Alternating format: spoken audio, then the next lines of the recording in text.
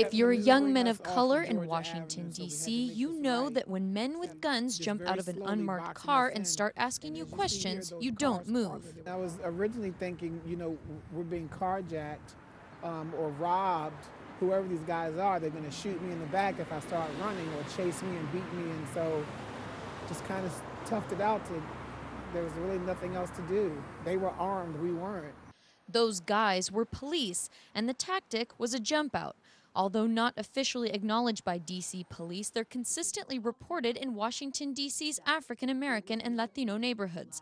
The ACLU, which is investigating such incidents, finds that they're often aggressive, rarely result in arrest, and almost always go undocumented. You have every year more than 45,000 arrests, and 96% of them are for nonviolent offenses. Over 80% of the overall arrests are of black people, despite black people making up only 50% of the population.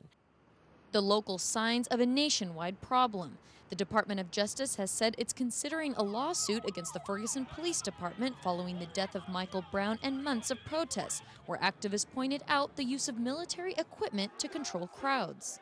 The militarization of police in this country has gone far beyond military-grade equipment and really permeates into the culture and the tactics and the strategies that are employed in this war on drugs, which is essentially a war on black and brown communities.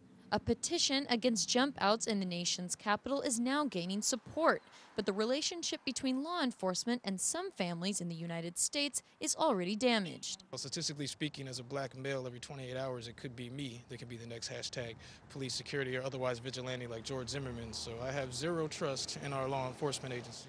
As those personally affected take steps to outlaw such tactics, authorities risk alienating a generation of young men and women who don't trust the police.